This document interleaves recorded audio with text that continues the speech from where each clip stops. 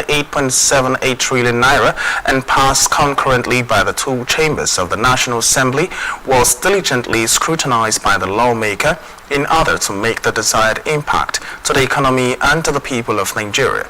And also in audience of the president was Nasarawa State Governor Abdullahi Sule, who said that he came to give feedback to President Tinubu, who gave him an assignment concerning the lithium project in Nasarawa State.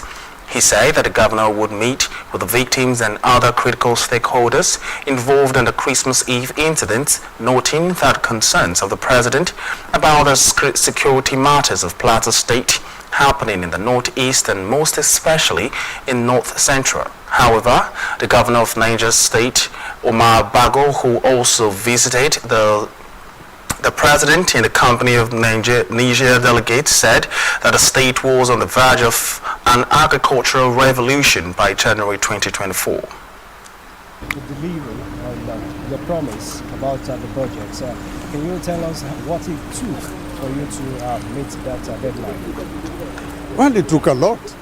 It took a lot because, historically, budgets are supposed to be presented 3 months before the end of the year. But because this administration is a young one, just beginning about 6 months ago, they couldn't be able to meet up with that arrangement of submitting budget in September. We received the budget proposal 1st of December, and we need to work extra hard. Extra hard. No weekends, no breaks. Even during Christmas, we had to work to ensure that we were able to deliver the budget we promised Mr. President before the end of the year. Mr. President, for 3 reasons.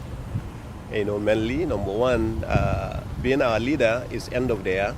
I was not around, I traveled out of the country, so on my coming back, since my colleagues came and I couldn't come, I used the opportunity actually to come and see him and wish him well for end of the year and wish him well for the new year that was coming. Secondly, as you know, I'm also the chairman of the North Central Governors Forum, so I think Mr. President himself wanted to know a little bit about some of the things happening in our own zone, including issues in Plateau. So it was an issue for our discussion. And as you know, also on the day I traveled, I saw Mr. President. He gave me assignment on the lithium projects in our state. So I used the opportunity to return the complete information about what he asked for. So, can you tell us why you came to see the president? Yes, we have come from Niger State to commiserate with the president over the loss of the governor of Ondo State. We've also come to wish him a very prosperous new year.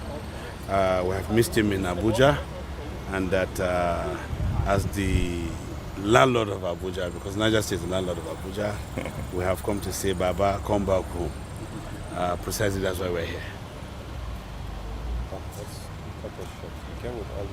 Yes. Yeah, these are my stakeholders, and we have in our midst here the former deputy governor. I'm sure you spoke about this issue of your agri project, which you intend to prioritize. The People's Democratic Party, PDP, has urged Nigerians to brace up to the task of defending the nation's democracy and rid the polity of all manner of fascist tendencies. The party gave the charge in its New Year message to Nigerians on Sunday, signed by the National Publicity Secretary, Mr. Debo Olugwaba.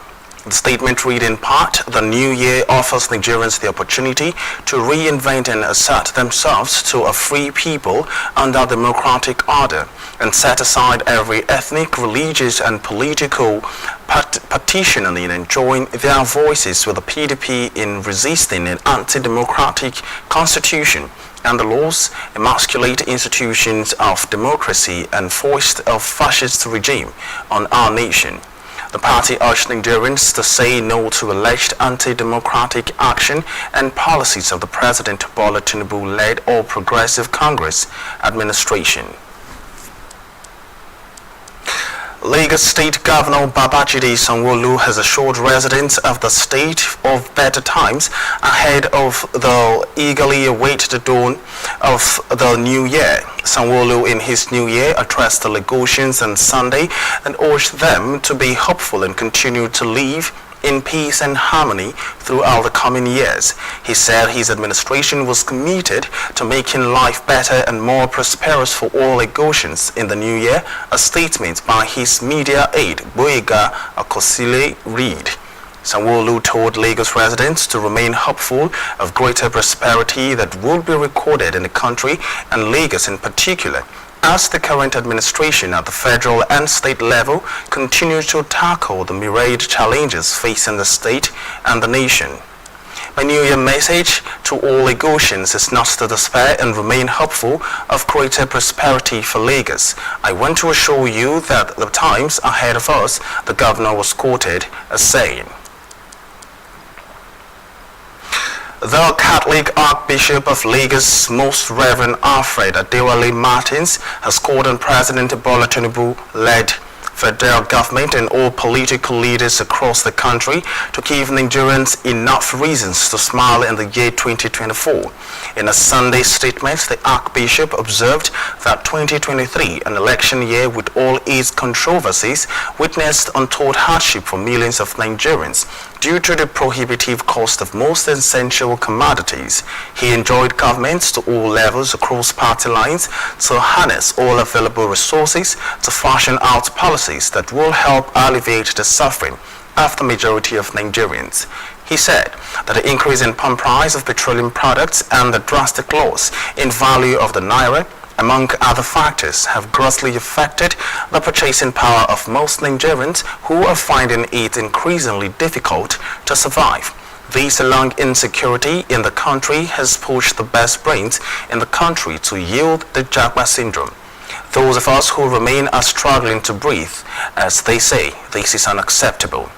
As we begin the year, he quoted 2024, we call on government at all levels to focus on policies that will help rejig the economy and bring solace to the impoverished masses. Government must listen to the cries of the poor Nigerians. The Minister of State for Defense, Bello Matawale, and the service chiefs on Sunday visited the Plateau State shortly after a fresh attack by gunmen. The visit comes hours after assailants killed no fewer than 2 persons, including a father and his son, in a fresh attack which occurred in Boko's local government area of the state. Accompanying the service chiefs, Matawale was the Minister of Humanitarian Affairs and Poverty Alleviation, Dr. Betta Edu.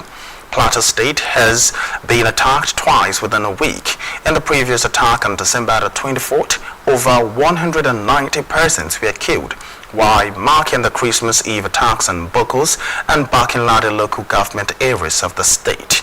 In the fresh attack, the Transition Implementation Committee Chairman Marcus Inyam told the channel's television that the attacks invaded the village on Saturday night and killed a father and his son. He also said that the efforts of the vigilantes in the community who engaged the assailants resulted in the death of one of the attackers as others fled. The Joint Security Task Force Operation Safe Haven personnel also responded to the community's distress call and preventing the attackers from causing more damage. The military has recounted her success recorded against terrorism in the year. The Director of Defense Media Operation, Major General Edward Buba, while addressing journalists in Abuja, put members to success recorded in the year across various theaters of operation. Correspondent Mary Menakimon reports that the press conference, which stands as the last 4 of the year 2023, the military also gave analysis of the threats witnessed in 2023. Major General Buba noted that banditry, terrorism, kidnapping, oil theft, secessionist agitation, and farmer-herders clashes were top of the threat list. And further speaking on why the troops could not repel the attacks on residents in Plateau State during the Christmas Eve attack, Buba explained that Bokos and Bakinladi local government areas of the state span 2,315 square kilometers with over 350 villages, mostly dispersed. He, however, assured that such incident would never occur again in the state. Has been terrorism, armed banditry, kidnapping, oil theft, secessionist agitations, and farmer headers clashes. Now, during the period January to December 2023, troops neutralized over 6,880 terrorists and other combatants across the theaters. Troops arrested over 6,970 persons involved in terrorism and violence. Sadly, events turned gloomy with the attack on Bokos local government area and certain parts of Bakinladi local government area on the 23rd of December, some days before Christmas. It should be noted that Bokos and Bakinladi local government areas of Plateau State span about 2,315 square kilometers. And this location has over 350 villages which are mostly dispersed. The distance between some of these villages and troops location is over 90 kilometers.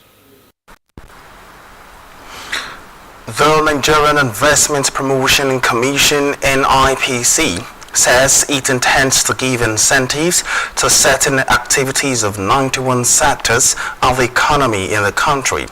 This was disclosed recently by the Commission at a press conference with the Commerce and Industry Correspondents Association of Nigeria, CISAN, in Abuja. Speaking virtually, the Executive Secretary of NIPC, Aisha Remi, said the Commission is working tirelessly to bridge the gap between the private and government sectors to promote investment and grow the economy of the nation. Correspondent Linda Ike reports that the Executive Secretary added that the incentives to the agencies is to ensure that NIPC makes investors its ambassadors that will present good things about Nigeria and to tighten the relationships within them. So our job is to bridge that gap between private sector and government to ensure that our investors, be they foreign or domestic, incoming, the ones already here, that we make sure that their experience and their economic activities in Nigeria are fruitful and beneficial.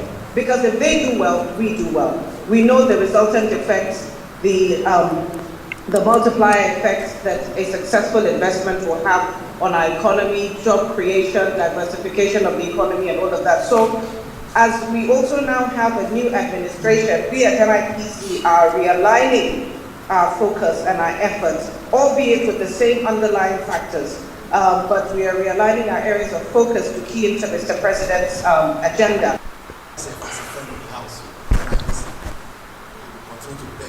To the NIPC and to showcase the NIPC in a manner that will continue to attract investment for the country.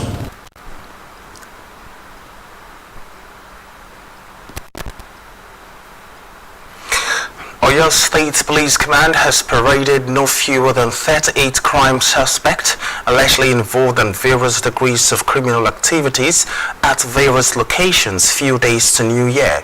The suspects were paraded at the State Police Command, Eleyele, Ibadan, Oyo State. According to the police, 207 armed robbery suspects were arrested, 50 stolen vehicles and 46 motorcycles and tricycles were recovered since January to date, while 108 firearms and 721 rounds of various caliber of ammunition were retrieved from the possessions of criminals. The Oyo State Police Public Relations Officer, PPRO SP Adewale Osifesho, who spoke to journalists on behalf of the Commissioner of Police, CP Adebola Hamzat, said the suspects were picked up at their various hideouts, sequel to credible intelligence received at the State Command. Earlier, the Oyo State Police Command has toured some parts of the Asian city ahead of the New Year celebration to create security awareness. The Oyo State Police Command is pleased to inform residents that within the past 5 months, it has recorded a significant successes in reducing crime rates across the state. The Commissioner of Police, however, assured residents to go about their lawful duties and also enjoy the utility season without tolerating any form of fear. Its gigantic landmarks, exponential industrialization pace, and geometric population increase as a result of rural-urban migration has come with its own peculiar security challenges. Nonetheless, officers and men of the command have stamped their feet on the ground to assert professionalism, strength, and courage in the fight against crime across the length and breadth of Oyo State. In furtherance of the above, the Oyo State Police Command is pleased to inform residents that within the past 5 months, it has recorded significant successes in reducing crime rates across the state. This was attained through a combination of intelligence-led operations, community engagement, and proactive policing. Within January 1st to this day, 207 armed robbery suspects were arrested, 50 stolen vehicles and 46 motorcycle tricycles were recovered, while 108 firearms and 721 rounds of various caliber of ammunition were retrieved from the possession of criminals. As we gradually bid 2003 farewell, the CP has ordered that all area commanders, divisional police officers, heads of departments and formation, not forgetting tactical commanders, deploy adequate personnel and resources throughout the length and breadth of Oyo State. Area commanders, tactical commanders, HODs, DPOs should embark on township patrols. The township patrols are more of a confidence building patrol to ensure that commuters, residents alike, that will be going from one point to another this festive period will have enough confidence to do so. As you can see, during the course of our movement down here, there were ample deployment of intelligence, operational, and of course tactical resources to ensure that the level of confidence building amongst residents and of course the good people of Oyo State is heightened. This process, as we have observed rightly, is being replicated around the 10 area commands of the state. Everything is okay. No wahala, no anything. You are doing right. You are doing better for us. So yeah. And then for police, you are manage every other thing where you're going to about or us for this area.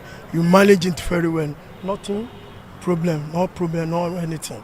You are going how well. Would you describe this festive season in terms of road traffic accident and? No, from challenge area here, no problem. From Iwo Road area, no problem. Everything is going all right.